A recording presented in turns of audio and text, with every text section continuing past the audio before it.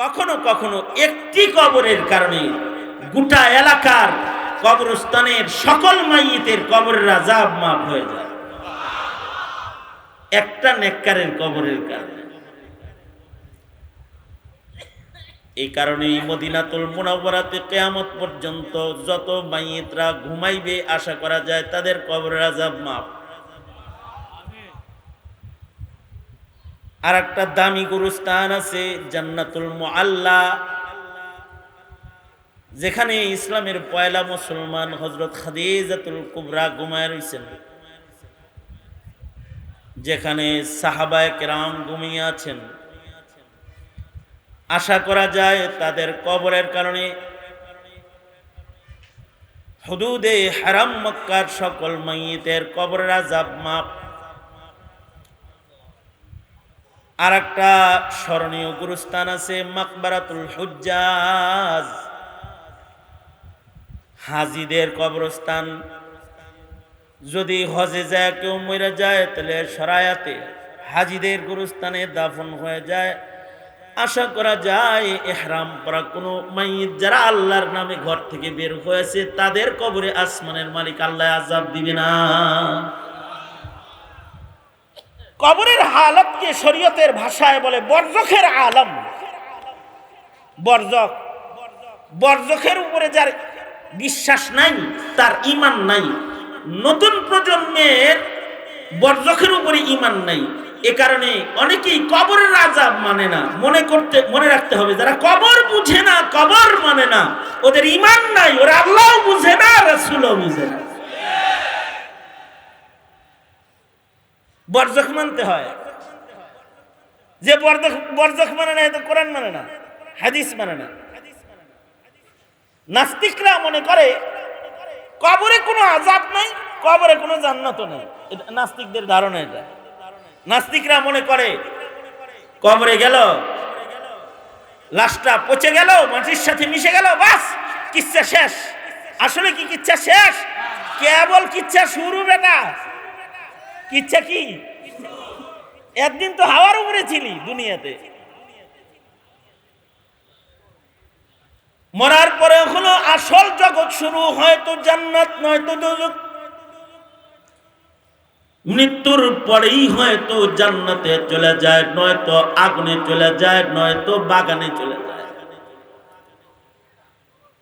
এই কারণে আল্লাহর রাসূলকে দুনিয়ার মাটিতে জান্নাতের বাগান দেখাইতে আল্লাহ তাআলা মিরাজের রাত, এই কথা খেয়াল করার মতো, খেয়াল করে না শুনলে কিচ্ছু মনে থাকতো না। আল্লাহর রাসূলকে মিরাজের রাতে আল্লাহ তাআলা মসজিদুল হারাম থেকে মসজিদুল আকসায় যে নিছেন, বুরাক যুগে আল্লাহর নবীকে মসজিদে হারাম থেকে আল্লাহ তাআলা মসজিদুল আকসায় নিছেন ফিলিস্তিন। সুবহানাল্লাযী আসরা বিআবদিহি লাইলাম মিনাল মসজিদিল হারাম মিনাল মসজিদিল হারামি ইলাল মসজিদিল আকসা। পবিত্র মহান সত্তায় মসজিদে হারাম থেকে মসজিদে আকসা পর্যন্ত তার বান্দাকে সফর করাইছে। কি জন্য সফর করাইছেন? লিনুরিয়াহু মিন আয়াতিনা। এর তাফসীরে মুফাসসিরিন বলেন কি আয়াত দেখানোর জন্য, কি দেখানোর জন্য নবীকে মসজিদে আকসায় নিছেন? মসজিদে আকসার আশপাশে যেহেতু লক্ষাধিক নবীর আগমন ঘটেছে, এই মসজিদুল আকসার আশেপাশে 70,000-এরও বেশি পয়গম্বরের কবর আছে। এই সব দেখানোর জন্য, নবীদের সাথে জিয়ারত করার জন্য, নবীদের কবরের হালত দেখানোর জন্য আল্লাহ তার বন্ধুকে সফর করায়া মক্কাতুল মুকাররমা থেকে মসজিদুল আকসা পর্যন্ত নিছেন। আল্লাহু আকবার জোরে করে বলেন। এবং আল্লাহর রাসূল মেরাজ থেকে এসে কবরের বর্ণনাও দান করছেন। আল্লাহর রাসূল বলেন, আমি যখন যাইতেছিলাম জাবালে আহমার বরাবর, সেখান থেকে খুশবু বের হইতেছে। জিব্রাইলকে বললাম খুশবু কিসের? কয় এটা ইমানদারের কবরের খুশবু। সুবহানাল্লাহ, আর আস্তে করে বলেন। হযরত আসিয়া সহকারে ফিরাউনের ঘরে যারা শাহাদাত বরণ করেছে, ইমানদার ওরা এই নিচে ঘুমায় রয়েছে, ওদের কবর থেকে খুশবু বেরোতেছে। খুশবু জান্নাতের কবরের খুশবু। মেরাজ থেকে এসে আল্লাহর রাসূল বলছেন, আল্লাহর রাসূল সাল্লাল্লাহু আলাইহি ওয়াসাল্লাম বলেন, নিচের দিকে নজর করে আল্লাহর রাসূল তাকায় দেখে মুসা নবীর কবরের ভেতরে পয়গম্বর মুসা কবরের ভেতরে দাঁড়িয়ে নামাজ পড়তেছে। কবরের হালত দেখতে দেখতেই নবী গেছেন মসজিদুল আকসা। এ কারণে কবর হয়তো আগুন হয়, নয়তো বাগান হয়। আল্লাহর রাসূল বলতেছেন, আল কবরু রাউযাতুম মিন রিয়াজিল জান্নাহ আও হুফরাতুম মিন হুফারিন নার। এখন আপনারা বলুন, আমরা কি এখানে কেউ এমন আছি যারা কবরে যাওয়া লাগবে না? আছেন কেউ এরকম? এখানে কেউ আছেন? সবার কবরে যাইতে হবে এই বিশ্বাস তো সবার আছে। এখন প্রশ্ন হলো, আপনার কবর কি আপনি আগুন বানাইবেন না বাগান বানাইবেন? এটা হলো কথা। কখনো কখনো কবরের পরিবেশ ভালো হলেও কবর জান্নাতের বাগান হয়ে যায়। এটা আমার এক নাম্বার কথা।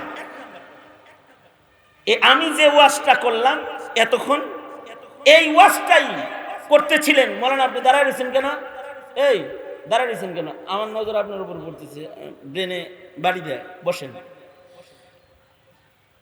তা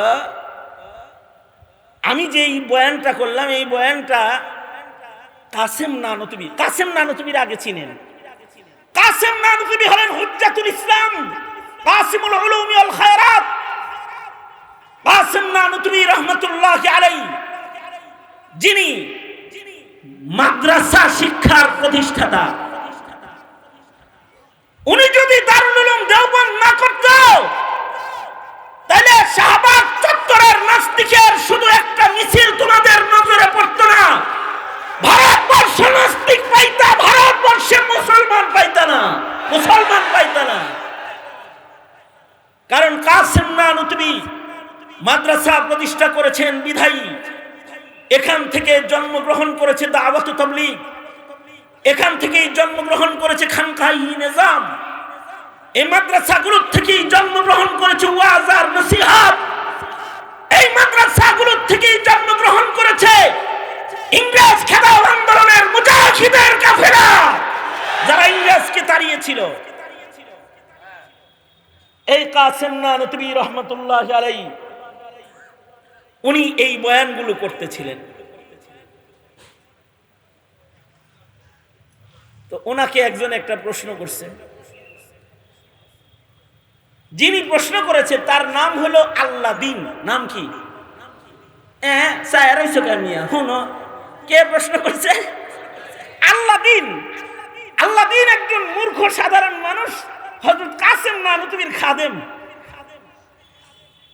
সে প্রশ্ন করে বলে, ঈমান নাই, আমল নাই, ভালো মানুষের কবরের লগে কবর হইলেই জান্নাত। জিনিসটা কিন্তু কাসেম নানতুবি আমি আল্লাদিনের বুঝে আহে নাই। আমার এখনকার আলোচনাটা বুঝলে গণকবরস্থানের দরকার কেন এটা বুঝে আসবে। কবর যদি বিক্ষিপ্ত হয়, তাহলে কবরের পারে বৈশা, বাপের কবরে পাশে বৈশা ছেলে পেশাব করে। এই যে গুরুস্থান, পাশে বসে মুখ ভাল লাগছে। আমি নিজে গেছি রংপুরে, এক এলাকায় যায় দেখি, মানে পার্সোনাল দাওয়াতি কাজে রংপুর মিঠাপুকুর এলাকায় আমি গেছি, যায় দেখি গোটা থানার ভেতরে একটা গুরুস্থান নাই। দেখি কবরের পারে বসে বসে টাস খেলে, নাতিরা দাদার কবরের পাশে টাস খেলবার লাগছে, আর বাস্তারা চাচার কবরের ওয়ালের উপরে বয়ে বয়ে বিড়ি খাইতেছে। আমি এলাকার নেতাদের বললাম, গুরুস্থান নাই, এত আলাদা আলাদা কবর কেন? কয় আমাদের এলাকায় কবরস্থান নাই। আমি বললাম, আল্লাহর রাসূল গুরুস্থান প্রতিষ্ঠা করেছেন, কবরস্থান প্রতিষ্ঠা করেছেন। আপনারা কবরস্থান বানান, কারণ কখনো কখনো একজন নেককার মুমিনের উসিলায়, একজন ইমানদারের উসিলায় যেমন আল্লাহ গজব বন্ধ করে, একজন মানুষ আল্লাহ আল্লাহ বললে যেমন ইসরাফিলের সিংহা বন্ধ থাকবে। কখনো কখনো একজন নেককারের কবরের কারণে গুরুস্থানের হাজার হাজার মাইয়িতের কবরের আযাব মহান আল্লাহ মাফ করে দেয়। আল্লাহ দিন বলে ইমানদার হইলে একজন কবরের আযাব মাফ হইব সবজনের, এত সস্তা।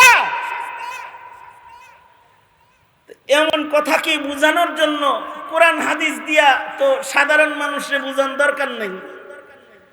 যদি সহজে বুঝান যায় দৃষ্টান্ত দিয়া তাহলে ভালো হয়। কাসেম নানুতুবি বললেন, এই আল্লাহ দিন, তুমি যে আমারে তাল পাখা দিয়া বাতাস দিতেছ, আমার একটা প্রশ্নের উত্তর দাও। সেটা হলো এই, তোমার তাল পাখার বাতাস খালি আমার লাগতেছে না ডাইন পাশে বাম পাশে যারা বসা আছে তাগরও লাগতেছে? কয় কেন, বাতাস তো দিতেছি আমনেরে, কিন্তু ঠান্ডা হইতেছে ডাইনে বামে যারা আছে তারাও। ওই যে ওই যে ওই যে তাল পাখা ঘুরাইতেছে একটা, একজনের বাতাস দিতেছে, লাগতেছে চতুর্দিকে যারা আছে সবার। কাসেম নানুতুবি বললেন, আল্লাহ দিন, একজনকে টার্গেট করে ফ্যান চালাইলেও যেমন ঘরের সবাই ফ্যানের বাতাস পায়, জান্নাতের বাতাস যদি কারোর কবরে প্রবাহিত হয়ে যায় তো তার কারণে গুরুস্থানের সবার কবরের আযাব বন্ধ হয়ে যায় কখনো কখনো।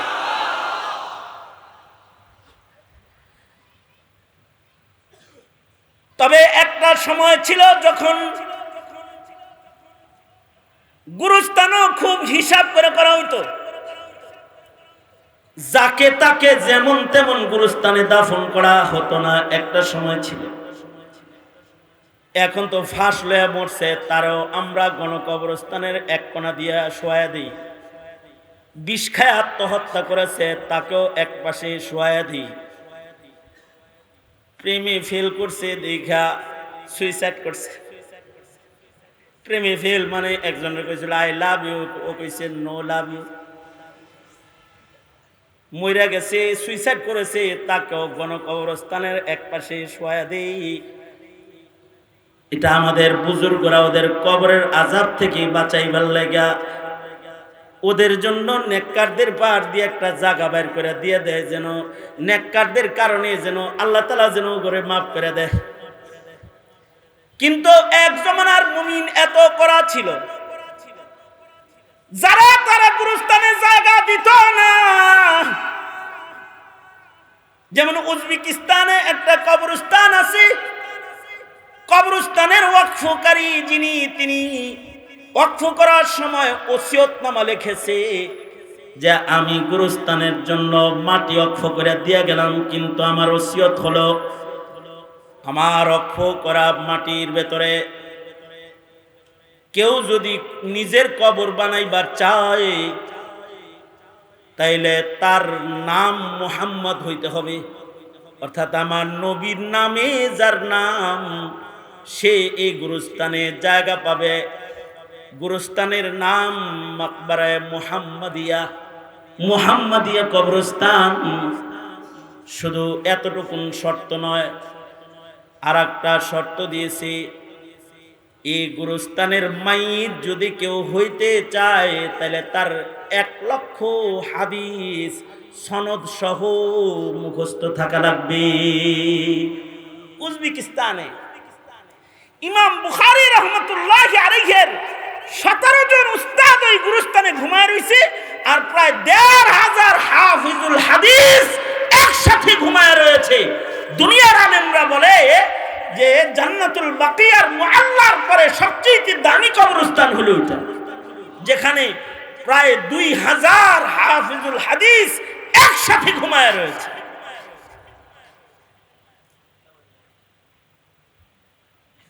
সাহেবে হেদায়া ফিকহের সবচেয়ে হানাফি বড় ভান্ডার, হানাফি মাযহাবের হেদায়া।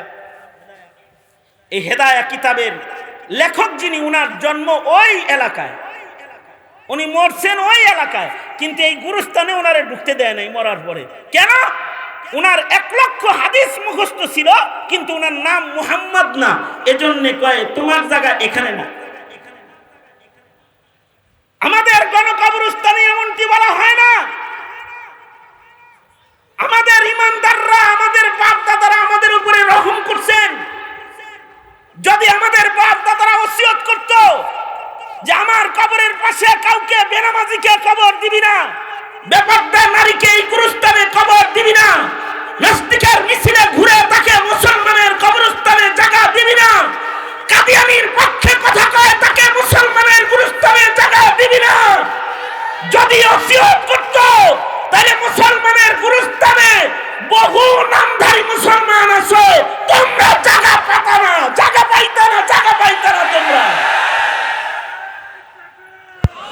কিন্তু আমাদের বাপ দাদারা এমনকি শর্ত দেয় নাই, তোমার ঘরে দোজখের আগুন থেকে কোনো না কোনো ভাবে বাঁচাইতে চায়, এটাও নবীর নায়েব হওয়ার কারণে। তাছাড়া মৌলবীরা কইতো যে আমরা হাফেজরা সব এক জায়গায় ঘুমামো, কোন জাহেলের লগে ঘুমাবো না।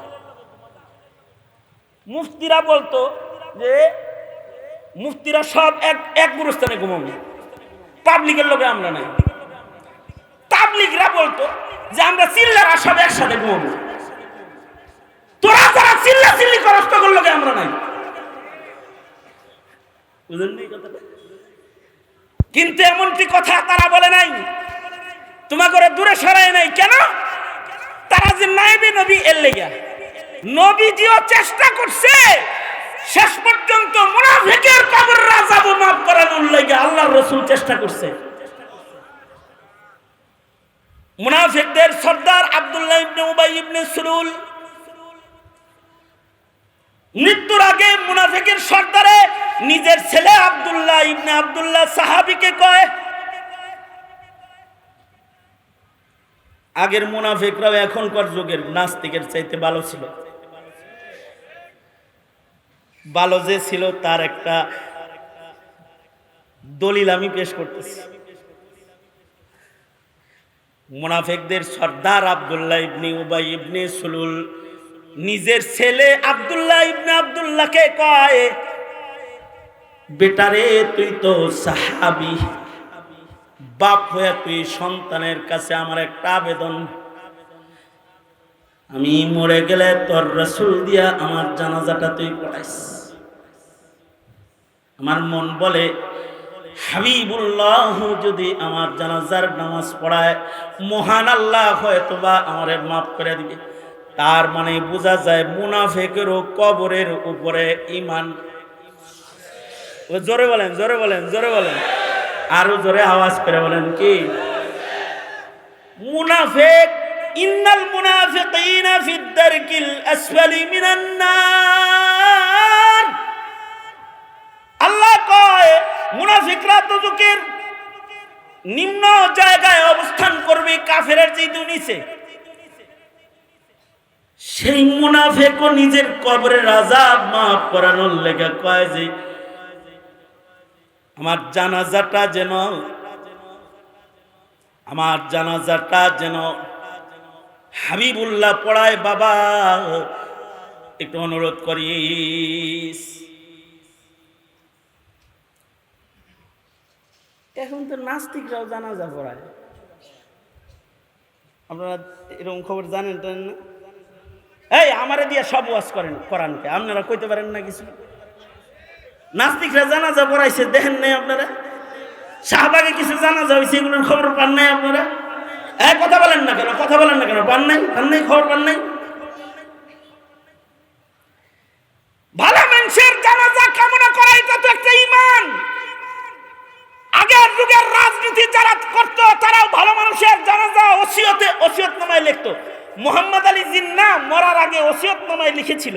মোহাম্মদ আলী জিন্না মরার আগে ওসিয়তনামায় লিখেছে যে আমার জানাজার নামাজটা যেন শাব্বির আহমদ উসমানী দেওবন্দি পড়ায়। আমার মন বলে শেখুল ইসলাম শাব্বির আহমদ উসমানী যদি আমার জানাজা পড়ায় তাহলে মহান আল্লাহ হয়তো আমারে মাফ করে দিবে। তার ওসিয়তনামায় লিখে গেছে। শাব্বির আহমদ উসমানী রহমাতুল্লাহ আলাইহি শেখুল হিন্দের যোগ্য শাগরেদদের একজন। শেখুল হিন্দ যেখানে যেতে পারতেন না সেখানে শাব্বির আহমদ উসমানীকে পাঠিয়ে দিতেন। ভালো মানুষের জানাজা কামনা করা এর বিশ্বাস লুকায় রয়েছে। দুঃখের কথা কইতে গেলে তো কান্দন লাগবে ওয়াজ বাদ দিয়া। এই যুগের মুসলমান ভালো মানুষের জানাজা তো বুঝে না, কবরও বুঝে না, সওয়াল জবাবও বুঝে না, হাসরও বুঝে না। আমার এক বন্ধু কিছুদিন আগে এক লোকের জানাজা পড়াইছেন, এক মুফতি সাহেব আমার বন্ধু। তো উনি এই ঘটনা বলতে যায় কান্দা দিলেন। সেটা হলো উনি জানাজার নামাজ পড়াইছেন এমন মাইয়িতের, যেই মাইয়িতের লাশ 6 দিন ফ্রিজে রাখছে। ছেলে জার্মান থেকে আসছে এরপরে দাফন করার জন্য, ছেলে দাফন করতে আসছে। অথচ মুমিন মরার পরে কয় আজিলুনি তাড়াতাড়ি আমারে জান্নাতে পাঠা, জান্নাতে পাঠা। যাই হোক, রাখা তো জায়েজ নাই, 7 দিন রাখছে ফ্রিজে। ওসিয়তের জানাজা পড়া হচ্ছে, জানাজা পড়াইতেছে এক মুফতি সাহেব। বেদনাদায়ক দৃশ্য হলো জার্মান থেকে মাইয়িতের ছেলে জানাজা পড়তে এসেছে, সাথে করে নিজের নাতি, মানে ছেলেটাকে নিয়ে আসছে, নাতিরে নিয়ে আইছে দাদার জানাজা পড়তে। এখন বেদনার বিষয় হলো জানাজা শেষ হওয়ার পরে, অ্যাটেনশন প্লিজ, খেয়াল করে কথাটা শুনেন। নাতিয়ে কয় বাপেরে, আব্বু দাদুর জানাজা তো শেষ হয়ে গেল, এখন কি দাদুর লাশটা আগুন দিয়ে পুরানো হবে? নাউজুবিল্লাহ, জোরে করে বলেন নাউজুবিল্লাহ, জোরে করে বলেন। এই কার ঘরের সন্তান বলতেছে রে? মুসলমানের ঘরের সন্তানে বাপেরে জিগাইতেছে, আব্বু দাদার জানাজা হলো, এখন কি দাদুর লাশ পুরানো হবে? এই কথা বলতেই বাবা সন্তানের মুখ চাইটা ধরছে। মুফতি সাহেব বলেন, আমি সন্তানকে বললাম, বাবা মুশরিকের লাশ পুরানো হয়, মুমিনের লাশ পুরায় না, ওরে সাজানো হয়, আতর গোলাপ দিয়া ওকে সাজানো হয়, ওরে নতুন কাপড় পরানো হয়, আর ওকে জান্নাতের বাগানে শোয়ানো হয়। ফিরিস্তারা এসে ওকে বলে নাম কানাউমাতিল আরুস, বাসরের ঘুম ঘুমাও, ইসরাফিলের বাঁশি পর্যন্ত ঘুমাইবা, আর কেউ তোমার ডাক দিবে না। আল্লাহু আকবার, জোরে করে বলেন। এই বাবা, মুশরিকের লাশ পোড়ানো হয়, মুমিনের লাশ পোড়ানো হয় না। জড়ায়া ধইরা মুফতি সাহেব বলেন, আমি কাঁদতে লাগলাম। বেদনার বিষয় হলো বর্তমান সমাজের নবপ্রজন্মের দ্বীনি জ্ঞান এত কম। মরার পরে লাশ কি করা লাগে তা পর্যন্ত মুসলমানে জানে না। দাফনের জন্য অন্য মানুষ ডাক্কা আনতে হয়, দাফন করতে হবে তাও জানে না। অবশ্য হিন্দি ছবি দেখতে দেখতে মরার পরে হিন্দুর লাশ পোড়ানো হয় এটা জানে। নিজের গ্রুপের মানুষের মরার পরে কি হয় তা না শিখার কারণে বাপেরে জিগায় দাদার লাশ পোড়ানো হবে নি। অপেক্ষা করো, যদি এমন মূর্খতার শিকড় গভীরে যাইতেই থাকে তাহলে ওই দিন বেশি দূরে নয় যে হিন্দি ফিল্মের নকল করে বাপ তার সন্তানে, সন্তান তার বাবার লাশ আগুন দিয়ে পুরাবে, দাফনের জন্য গুরুস্থানে নিবে না। অপেক্ষা করো, অপেক্ষা করো। এদেশের মোল্লাপুরে জঙ্গি বইলা তাদের মুখে তালা লাগাইতে চাও, তোমার কবর চিনানোর মতো কেউ এই জমিনে থাকবে না, থাকবে না, থাকবে না। তোমার ভাগ্যাকাশে এক অন্ধকার ঝুলন্ত অবস্থায় আছে, মৌলবীর বিরোধিতা করবো তো অন্ধকার নেমে আসবে, আলোর ফোয়ারা বন্ধ হয়ে যাবে।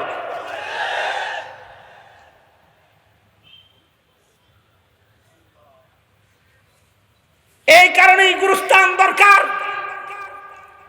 কখনো কখনো এক মাইয়িতের কারণে গোটা এলাকার মাইয়িতের কবর আযাব মহান আল্লাহ মাফ করে দেয়। আল্লাহু আকবার জোরে করে বলেন। তবে এটাও একটা শতসিদ্ধ কথা, এটা আমার লাস্ট কথা, ফাঁক দিয়া দুই কথা গেছে গা, এটা আমার লাস্ট কথা। সেটা হলো, তবে কখনো কখনো ভালো জায়গায় কবর হইলেও লাভ হয় না, কখনো কখনো রাসূল জানাজা পড়াইলেও লাভ হয় না যদি ঈমান নষ্ট হয়ে যায়। আব্দুল্লাহ ইবনে উবাই ইবনে সুলুলের কবরের আযাব মাফ করানোর জন্য ওসিয়ত করতেছে, রাসূলকে বইল আমার জানাজা পড়াইতে।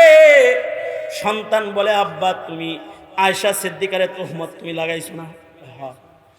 তুমি রাসূলরে গালি দিছো না যুদ্ধের মাঠে? হ্যাঁ। তোমার মতো মুনাফিকের সর্দারের জানাজা বুঝি সরওয়ারে দু আলম নবী পড়াইবেন? মুনাফিক কিন্তু নবীর ব্যাপারে কত দামি কথাটা কয়। আব্দুল্লাহ তুই তোর রাসূলরে চিনোস না? আমি জালেম যত বড়, তোর নবীর মায়া তার চাইতে অনেক বড়। তুই বইলা দেখিস সে আমার জানাজা পড়াবি। সত্য সত্যই মুনাফিকের সর্দার মরে গেল। ছেলে সাহাবী বাপের লাশ গোসল দিল, কাফন পরায়া আব্দুল্লাহ ইবনে আব্দুল্লাহ রাসূলের কাছে যা বলে, ওগো সরকার আজকে আপনার সাহাবী একটা জিনিস ভিক্ষা চাইতে এসেছে আপনার কাছে। ওগো আল্লাহর নবী, আমার বাবা মুনাফিকদের সর্দার, কিন্তু আমার বাপ মরে গেছে। আমি আমার সন্তানকে নিজের হাতে গোসল দিয়েছি, আতর গোলাপ কর্পূর দিয়া আমি আমার বাবাকে সুন্দর করে সাজাইছি। ওগো সরকার, আমি জানাজা তৈয়ার করেছি রাহমাতুল লিল আলামিন নবীর কাছে। সন্তান হইয়া বাবার জানাজাটা ভিক্ষা চাইতে এসেছি। ওগো আল্লাহর নবী, আপনি কি একটু আমার বাপের জানাজাটা পড়াই দিবেন? আমার মন বলে, আপনি আমার বাবার জানাজা পড়াইলে হয়তো মহান আল্লাহ আমার আব্বারে মাফ করে দিবে। আল্লাহর রাসূল সাল্লাল্লাহু আলাইহি ওয়াসাল্লাম দাঁড়িয়ে গেছেন, জানাজা পড়ানোর জন্য রাসূল রওনা করেছেন। হযরত ওমর পিছন থেকে রাসূলকে টেনে ধরে কয়, সূরা মুনাফিকুন নাজিল হইছে, মুনাফিকের সর্দারের জানাজা পড়াইতে কি লেগা যান? আল্লাহ না বলছে 70 বার ইস্তেগফার করলো মুনাফিককে আল্লাহ তাআলা মাফ করবে না। আল্লাহর রাসূল উমরের হাত সরায় দিয়ে বলে, ছাড়ো উমর, আমারে যাইতে দাও। আল্লাহ 70 বারের কথা বলেছে, আমি 70 বারের চাইতে বেশি 70 মাররা বলেছে, তো আমি 70 বারের চাইতে বেশি করে ওর জন্য ইস্তেগফার করব, তারপরেও মহান আল্লাহ যেন ওরে মাফ করে দেয়। হাদিস শরীফে এসেছে আল্লাহর রাসূল জানাজা পড়ালেন। শুধু তাই করে নাই, আল্লাহর রাসূল নিজের গায়ের জামা খুইলা কাফন বানায়া মুনাফিকের সর্দাররে দিয়ে দিলেন। আমার গায়ের জামার বরকতে যদি ও আযাব থেকে বেঁচে যায়।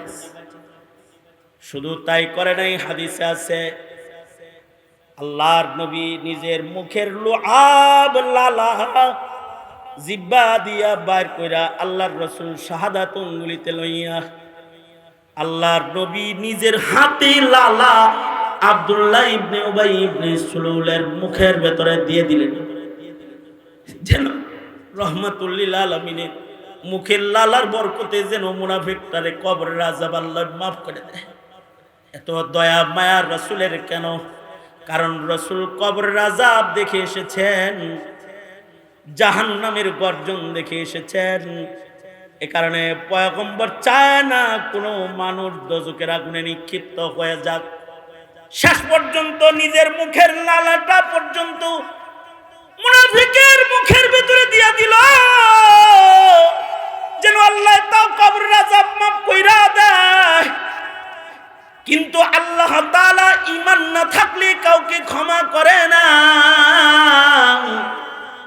আল্লাহ তাআলা বন্ধুকে ডেকে বলে, বন্ধু একটা মুনাফিকের জানাজা পড়াইতে কে বলেছে আপনাকে? যার ঈমান নাই এমন মুনাফিকের জানাজা আপনি পড়াইলেন, সাবধান করে দিলাম আপনাকে, সামনের থেকে কোনো মুনাফিকের জানাজার নামাজ আপনি আর পড়াইবেন না। ওয়ালা তাকুম আলা কবরিহিম, শুধু জানাজা পড়াবেন না তা না, কোনো মুনাফিকের কবর জিয়ারত আপনি করবেন না। মুহাম্মদুর রাসূলুল্লাহ সাল্লাল্লাহু আলাইহি সাল্লামের ওই দরদ যদি নবীর নায়েব ইমাম আলেম উলামা হাফেজ আলেমদের হৃদয়ে না থাকতো, তাহলে যারা মুল্লার ইজ্জতে আক্রমণ করো, নবীর সুন্নতকে যারা গালি দাও, এদেশের মৌলবীরা তোমাদের জানাজার নামাজের ইমামতিও করতো না, জানাজার নামাজও পড়াইতো না। কিন্তু তোমাদের জানাজার জন্য পড়ায়, জানাজার কারণেও যদি আল্লাহ তোমাকে মাফ করে দেয়, তবে মনে রেখো মুল্লায় জানাজা পড়াইলেই কবরের আযাব মাফ হয় না, মুনাফিকের সর্দারের কবরের আযাব নবীর জানাজা দিয়েও মাফ হয় নাই। সঙ্গত কারণে কবরে যাওয়ার আগে ঈমান আমল ঠিক করো, ওয়াবুদ রাব্বাকা হাত্তা ইয়াতিয়াকাল ইয়াকিন, এটা হলো শেষ কথা। গুরুস্থানে কবর হলে কখনো কখনো কবরের আযাব মাফ হয়, কিন্তু ঈমান আমল ছাড়া কবরে গেলে কোনো কিছুই দিয়া কবরের আযাব থেকে রক্ষা পাওয়া যায়? জোরে আওয়াজ করে বলেন। এই বিষয়টা যদি বুঝে এসে থাকে, গুরুস্থানও চাই, ঈমান আমলও ঠিক করতে চাই, ঠিক কিনা? কারা কারা এই কথাটা বুঝছেন হাত তোলে? তাহলে ওয়াদা করুন, বলুন ইয়া আল্লাহ। হ্যাঁ না, আওয়াজ করে ওয়াদা করুন, ইয়া আল্লাহ ওয়াদা করিতেছি শিরক করব না, ওয়াদা করিতেছি নামাজ কাজা করব না, ওয়াদা করিতেছি রমজানের রোজা ভাঙব না, ওয়াদা করিতেছি আলেমদেরকে গালি দিব না, নবীর দুশমনকে প্রশ্রয় দিব না। চিল্লায়া বলেন ঠিক কিনা? আওয়াজ করে বলেন ঠিক কিনা? জোরে আওয়াজ করে বলেন। ইসলামকে লালন করব,